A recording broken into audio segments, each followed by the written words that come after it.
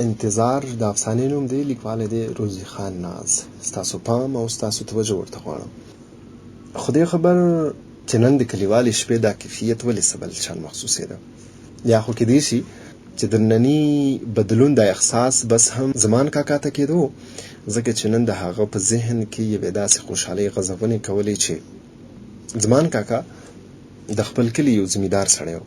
څه لږ شان پټي و، هغه به یې په خپله کررې به څه ګزاره به یې روانه وه. نواب خان د هغه ایکي یو اولاد و، چاته چې سترګې غړېدې، هغه مور و پلار ته ډېر نیازبین و.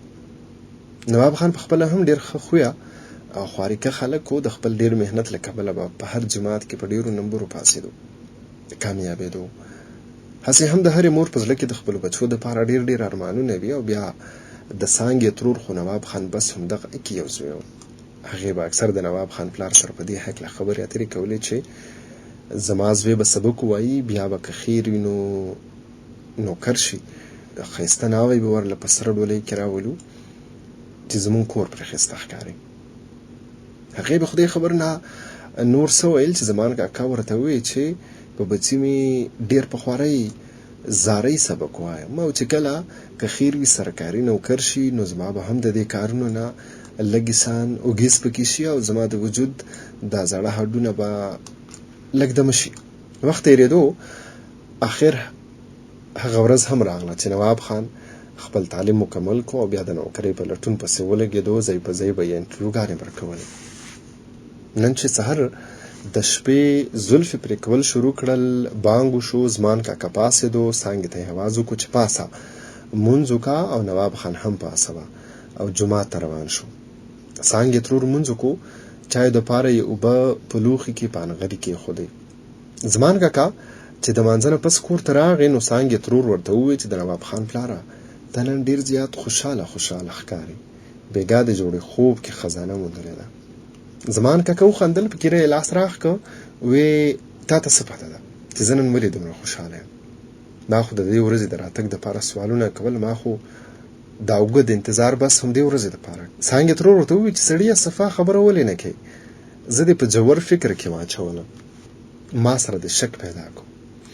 زمان کاکا مسکی شو، وی ښځې زه په دې عمر کې نور ودونه نه کوم چې ته راباندې شکونه کوې. تا ته پته نشته چې نن مې د نواب خان زوی نوکري کېدونکی ده؟ د نواب خان پاسه وه، هسې نه ناوخته شوې.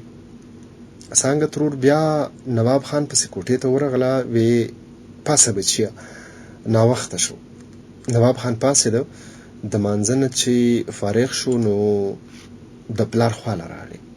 وی بابا جانه دعا کوه چې ما نن الله کامیاب کړي، چې زما نوکري وشي نو بیا به ته هېڅ کار نه کوې، بس خپل لمونځ اودس به کوې، غم ښادي به کوې، نور د کور او د پټي ذمهوارۍ به ټولې زما وي، ځکه چې ستا دا عمر نور د آرام دی بابا جانه، نور مې په کارونو سود نه شي.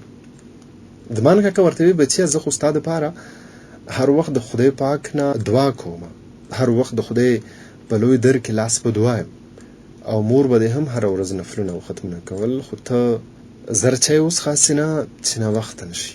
څانګې ترور ته یې وویل چې نواب خان له پیسې ورکړه، د لارې خرڅ به ورسره نه وي، او بل هلک دی ښار ته روان دی، ډوډۍ خو د ځان سره نه شي وړی، که چېرته اوږې شي نو په لاره خو به ځان له څه واخلي. هغه ورته وی ما سره پیسې نشته، خو بس تاسو راته دعاګانې کوئ چې نن راته نوکري میلاو شي، ځکه چې انټرویو مې ورکړې ده او نن به پته لګي. نواب خان لاړ، رخصت شو. ساعت ګړۍ پس څانګې ترور وی د نواب خان پلاره خدای دې خیر کړي، نن زما دا زړه داسې ویرېږي غوندی او څه تیاره شان پرې راځي. زمان کاکا ورته وی ښځې نن په دې ورځ دا خبرې مه کوه او داسې سوچونه هم مه کوه، ښه زه به پټي ته ورشم، تماشه به یې وکړم، او چې واپس راځم نو نواب خان بچي به مو راغلي وي. څانګې ترور ورته بیا وویل چې د نواب خان پلاره که دې خوښه وي نو نن زه د ګل دادا د کره د نواب خان دپاره د جمیلې د رشتې غوښتوله ورځم. وبه ساده ښځې دا ټولې د کلارې خبرې دي، هر څه به وشي، ښه ده زه د پټي تماشې له ورځم. او د کوره ووت. نواب خان چې څنګه دفتر ته ورسېدو، هلته ورته یوې زینې چټۍ یعنی آرډر کاپي ورکړه. هغه چې چټۍ ولوسته، پکې یې لیکلي وو چې د سبا نه ډوټۍ ته راځه. نواب خان د ډېرې خوشحالۍ نه په جامو کې نه ځایېده. هغه چوټۍ یې په دواړه مخه ښکل کا، وی یا الله دا ستا کرم وګڼئ، زمونږ د غریبو خو څه نوره ذریعه نه وه. چټۍ یې جیب کې کېښوده، کور پلو روان شو. زړه له یې راغله چې د کور دپاره څه مټۍ راواخلم.